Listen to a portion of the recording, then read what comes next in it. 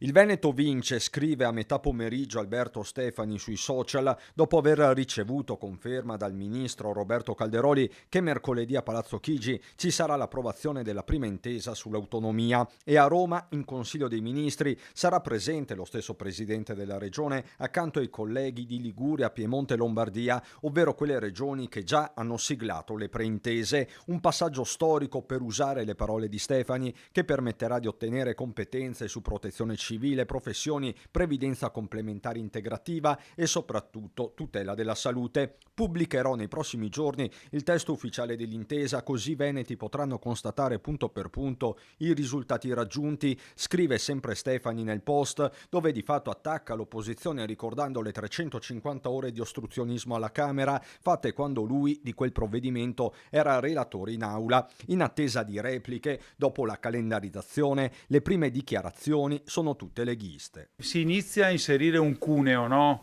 Perché parliamo di 4 materie, la formazione, che non sono quelle, diciamo, fondamentali. Sono però importante iniziare con 4 materie, dopo sarà molto più semplice poi introdurre altre competenze magari che hanno maggior valore aggiunto. Questione di competenze, ma anche ovviamente di risorse. Il passaggio vero del federalismo, al di là delle materie, è se tu puoi avere almeno una percentuale anche piccola di compartecipazione sulle imposte statali. C'è già una compartecipazione dell'IVA che hanno le regioni, quella importante ovviamente è quella sull'IRES e sull'IRPEF soprattutto, quindi anche una piccola compartecipazione darebbe il senso di alcune risorse che rimangono nel territorio.